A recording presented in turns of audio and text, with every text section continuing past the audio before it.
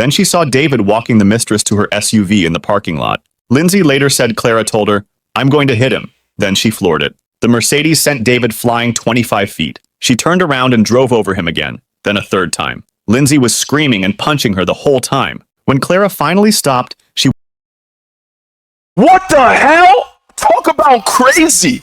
What's good, y'all? It's your boy Souldiah. Has anyone ever done you dirty so you took revenge? It feels good, don't it? But sometimes people be taking it too far. So in this video, we gonna be reacting to when revenge went way too far. This bound be a good one, so without any time waste, let's get right into it. $1 of gas. Shit, I wouldn't even be surprised if someone crashes out over $1 of gas with the way gas prices are looking these days. On March 25th, 1990, 36-year-old Cuban immigrant Julio Gonzalez showed up at a nightclub in the Bronx. He wanted his ex-girlfriend back. She said no. Gonzalez started screaming at her, and the bouncer kicked him out. So Gonzalez walked to a gas station, bought I'm pretty sure we all know where this is heading to. $1 of gasoline, walked back, and poured it at the bottom of the club's only staircase. Then he lit 2 matches. The club had no fire exits, no alarms, no sprinklers. What the hell kind of club has no fire exits, no alarms, and no sprinklers? But at the same time, this was in 1990, so I'm gonna give it the benefit of the doubt. The fire department had already ordered the place shut down. 87 people died in minutes. 87 people over one girl? One girl who was probably cheating on you anyways? Nah, that's crazy. Most of them were young Hondurans out celebrating Carnival. Not one of them had ever met Gonzalez. His ex-girlfriend, the only person he was actually angry at, walked out alive. Ain't no way she walked out alive. Nah, imagine trying to kill your ex-girlfriend, right? So you just imagine this. Then after that, you go burn up the whole club. You kill everyone there but your ex-girlfriend. Now you're spending the rest of your life in jail. Dumbass. Gonzalez went home, changed his clothes, and went to sleep. Cops found him the next morning and he told them everything. He was found guilty on all 87 counts and died in prison in 2016. Yeah, he got that coming, bro. Police asked why he did it, he said he never meant to hurt anyone. He just never meant to hurt anyone. Fuck is you talking about? Just wanted to get back at his ex. Take her down. In 2019, Ina and David Steiner ran a small newsletter about eBay called E-Commerce Bites. One day, Ina wrote an article about how much eBay's CEO, Devin Wenig, made. He didn't take it well. He texted another executive about Ina and said, "Take her down." What's so wrong with, I don't see the problem with that. What? That executive told eBay's head of security, a former CIA officer, that he wanted to see ashes. So a team of see ashes is crazy. That is wild. Employees at a $22 billion company got to work on destroying a couple who ran a blog. They sent live cockroaches and spiders to the Steiners' home. This has got to be the pettiest $22 billion company I've ever seen, because what the hell? A bloody pig mask, a funeral wreath, a book about surviving the death of a spouse.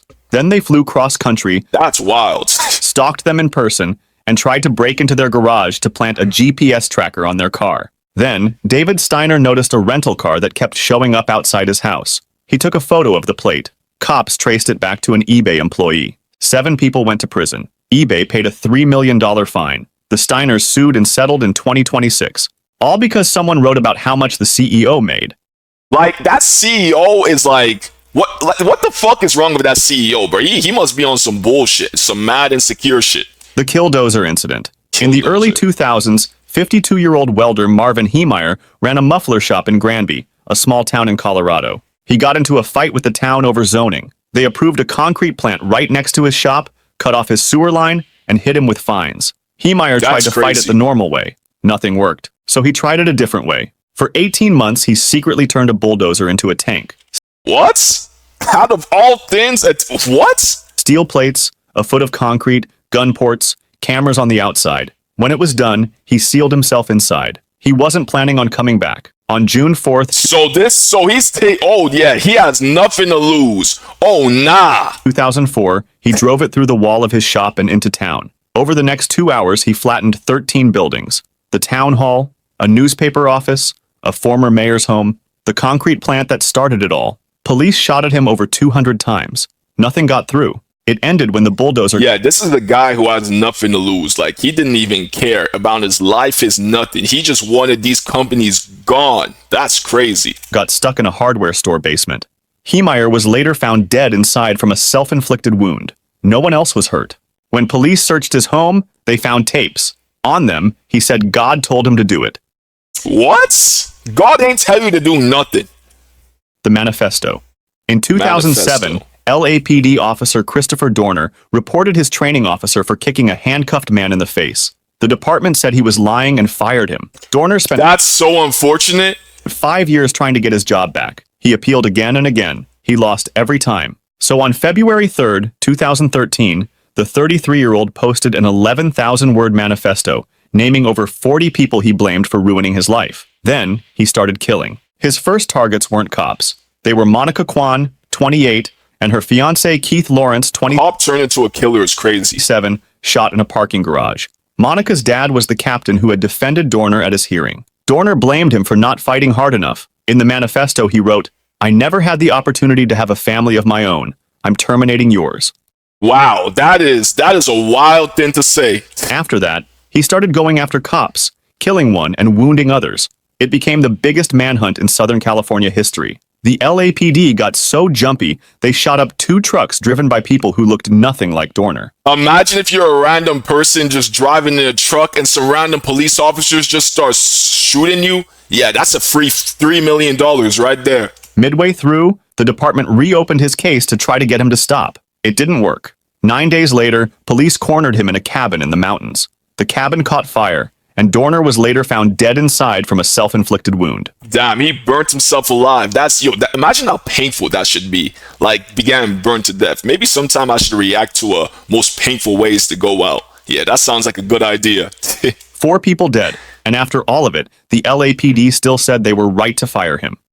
The Sunday service. Wow. On November 5th, 2017, 26-year-old Devin Patrick Kelly had a problem with his mother-in-law. He'd been texting her threats for weeks. She went to First Baptist Church in Sutherland Springs, Texas, a tiny town of about 400 people. So that's where he went. That Sunday morning, Kelly put on black tactical gear and a skull mask. Don't tell me he's about to shoot up the church. Look, what was that family beef? Yo, that family beef must be crazy for him to go to this extreme, to this length.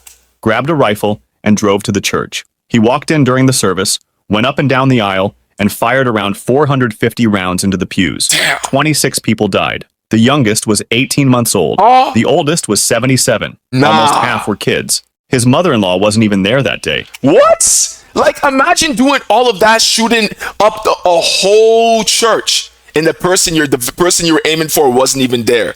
Like, you're a fucking idiot, bro, for even shooting up the church in the first place. Like, you're an idiot. He did kill his wife's grandmother. But the other 25 people had nothing to do with whatever was going on in his family. A neighbor heard the shots, grabbed his own rifle, and shot Kelly as he came out. Kelly got in his car and took off. A local man chased him at 95 miles an hour until Kelly crashed. By the time police got there, Kelly was found dead in the vehicle. What the hell could have happened to make, like, to cause him to do this? What kind of family beef was going on for him to go to these lengths? Like, that's crazy. Was the deadliest mass shooting in Texas history. All of it started with a family argument. The consulate incident. Jamal Khashoggi was a 59-year-old Saudi journalist who wrote for the Washington Post. He wrote about things the Saudi government didn't want talked about. The Crown Prince, Mohammed bin Salman, didn't like that. On September 28, 2018, Khashoggi needed paperwork so he could marry his fiancée. Because he was a Saudi citizen, he had to get it from the Saudi consulate in Istanbul, Turkey. He walked in, and they told him to come back on October 2nd. So he came back. His fiancée drove him there and waited outside. Before he went in, he told her to call a friend in the Turkish government if he didn't come out. He never came out. Inside, a 15-man team sent from Saudi Arabia was waiting for him. That's crazy. They strangled him within minutes. Then they cut his body into pieces. One of the team put on Khashoggi's That's brutal as hell. clothes, his glasses, and a fake beard, and walked out the back pretending to be him. No one's falling for that fucking shit. What the Saudis didn't know was that Turkish intelligence had bugged the building. They had audio of the whole thing. Saudi Arabia changed its story 4 times. First, he left alive. Then it was a fistfight. Then an accident. Then finally, they said it was planned. The CIA said the Crown Prince ordered the killing. He was never charged. His fiancée waited That he got off with murder, basically. That's wild. outside that consulate for 10 hours before she accepted he wasn't coming out. All he did was Damn, I feel bad for the wife, eh? write some newspaper columns. The long game. In 2007, The long a game. gossip website called Gawker published an article outing billionaire Peter Thiel as gay. Thiel was a co-founder Wait, what? Wait, that's so random. Wait. of PayPal and one of the richest men in tech. He didn't say a word about it publicly, but he didn't forget. For the next few years, Damn. Thiel quietly put together a team. He hired lawyers and former reporters to dig through everything Gawker had ever published, looking for any Yo, are you sure this guy wasn't actually gay? Because why is he doing all of this for this story? Like, what? Nah, he must be really hiding something. Because he's trying way too hard to cover this up. anyone who might have a case against them. He hid the money behind a fake company so nobody could trace it back to him. And then he waited for the right lawsuit. In 2012, Gawker posted a sex tape of the wrestler Hulk Hogan without his permission. That's Hogan crazy. asked them to take it down. Gawker refused and even wrote an article bragging about it. Hogan Wow. sued. Nobody knew that the man paying his legal bills was Peter Thiel. The case went to trial in 2016. The jury hit Gawker with $140 million in damages. The company couldn't pay. It filed for bankruptcy, shut down, and was sold off in pieces. Every That's crazy. writer and editor lost their job. Most of them had nothing to do with the article that outed Thiel 9 years earlier. He spent about $10 million, less than 1% of what he was worth.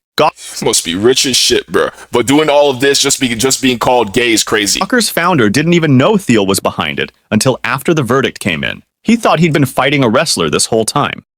The Seth Rogen movie. In 2014, Sony Pictures made a comedy called The Interview. Seth Rogen and James Franco play two journalists who land an interview with Kim Jong-un and the CIA. Anything that has to do with Kim Jong-un, for some reason, like, the stories I hear is just crazy, bro. He has a lot of wild stories about him. asks them to kill him while they're there. North Korea called the movie an act of war. On November 24th, Sony employees came to work and found skulls on their North Korea doing way too much, bro. What they mean an act of war? computer screens. A group calling itself the Guardians of Peace had broken into everything. Guardians of Peace, bro. This ain't no Guardians of Peace. They leaked unreleased movies, the social security numbers of nearly 50,000 employees, salary data, and private emails between executives making fun of celebrities and the president. Then they threatened 9/11 style attacks on any theater that showed the movie. Wow. Every major theater chain pulled it. Sony canceled the release. The US government said North Korea was behind the whole thing. President Definitely. Obama called Sony's decision a mistake, so Sony quietly released the movie online on Christmas Eve and in a Yeah, release that shit. few hundred small theaters the next day. North Korea denied everything, but they North Korea lying, bro. Like, they're lying out their teeth. also called the hack a righteous deed, all over a Seth Rogen comedy. The Teapot Incident. Alexander Litvinenko was a 43-year-old former Russian spy who did something the Kremlin doesn't forgive. He left. He moved to London and started talking. He accused Russia's security service of running like a criminal gang and pointed the finger at Vladimir Putin. On November Shit, bro. I already know this is going to end up bad because we all know Putin don't play. 1st, 2006, Litvinenko sat down for tea with two men he knew at a hotel bar in London. Both were former Russian agents. He thought it was a normal meeting. They had put polonium-210 in the teapot, Wow, that is so snaky. of the most toxic substances on Earth, radioactive. He drank the tea and went home. By that night, he was throwing up. His hair fell out. His Wow. organs started failing. It took 3 weeks to die. From his hospital bed, he accused Putin of ordering the hit. 2 days later, he was dead. The polonium didn't stop with him. It left traces at over 40 places across London. Hotel workers tested positive. Hundreds had to be checked. To kill one man, they set off a radioactive weapon in the middle of a city. The two men flew back to That is wild. Russia. Britain asked for them back. Russia said no. One was later given an award by Putin for services to the fatherland. What? All he did was talk, but in Russia, that's enough. Time for some That's crazy. traffic problems. In 2013, New Jersey Governor Chris Christie was running for re-election. He wanted endorsements from Democrats to prove he could work across party lines. He asked the mayor of Fort Lee, Mark Sokoloc, for his. Sokoloc never gave it. On August 13th, Christie's deputy chief of staff emailed a Port Authority official. Time for some traffic problems in Fort Lee. He wrote back, got it. On September What? 9th, 2 of 3 toll lanes from Fort Lee onto the George Washington Bridge were shut down without warning. First week of school. Traffic First week of school, bro. I already know everyone here was waiting for at least 10 hours. backed up for miles. Kids couldn't get to class. Emergency vehicles couldn't get through. The mayor begged for help. When one of Christie's people was told about the kids stuck in traffic, he texted, "They are the children of Buono voters," Wow. referring to Christie's opponent. The gridlock lasted 4 days. When the emails leaked, the whole thing blew up. 2 aides were convicted. Christie denied knowing about any of it, but the scandal followed him everywhere. He had been the frontrunner for the Republican presidential nomination. That was over. 32 Wow. million secrets. Ashley Madison is a dating website with one purpose: help people cheat on their partners. What? Wait, did I hear that right? What the I've never heard of such a dating website. That's crazy. That's the whole pitch. The slogan was, "Life is short. Have an affair." By 2000, Nah, imagine finding out your girl's on one of these websites. Or if you're a girl, finding out your man is on one of these websites. That's crazy. 2015, it had 32 million users. What? The site promised total privacy. Holy shit, bro. That's why some people have trust issues. 32 million? You could sign up, find someone, and nobody would ever know. They even charged $19 to delete your account and all your data. Millions of people trusted that promise.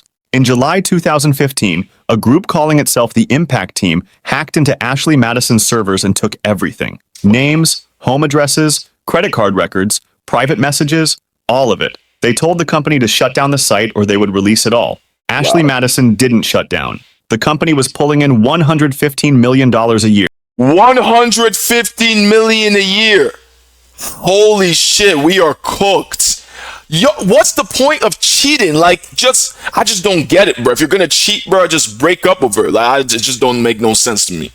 So on August 18th, Or if you're a girl, break up with him. If you're gonna cheat, like, wow. the hackers dumped it all online. 32 million users exposed. Names, addresses, what they searched for, who they talked to, how much they spent.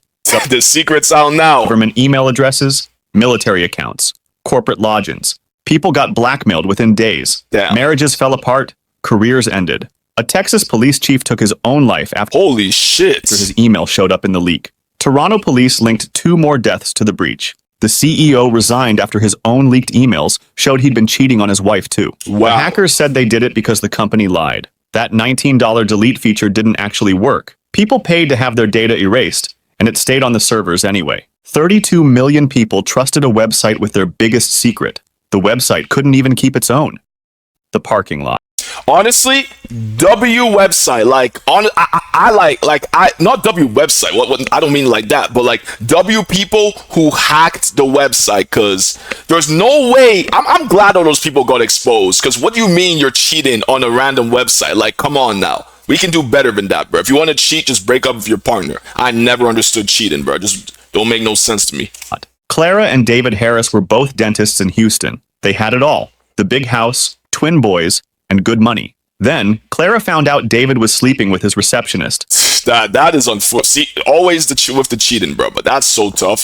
She hired a private investigator. On July 24th, 2002, he called and said David was at a hotel with the other woman. Same hotel where they'd gotten married 10 years earlier. That's crazy. Clara drove straight there with David's 16-year-old daughter Lindsay in the passenger seat. She found David and his mistress in the lobby, holding hands, and went after the woman. Staff broke it up and walked Clara to her car. Then she saw David walking the mistress to her SUV in the parking lot. Lindsay later said Clara told her, "I'm going to hit him." Then she floored it. The Mercedes sent David flying 25 feet. She turned around and drove over him again, then a third time. Lindsay was screaming and punching her the whole time. When Clara finally stopped, she What the hell? Talk about crazy. walked over to her husband, held him, and kept saying she was sorry. He was already dead. The investigator caught the whole thing on camera. It was played at her trial. Her stepdaughter testified against her, and she got 20 years. The flight. Wow. That is a crazy ass story. Like, I get that, like, he was cheating and stuff, but she went way too far.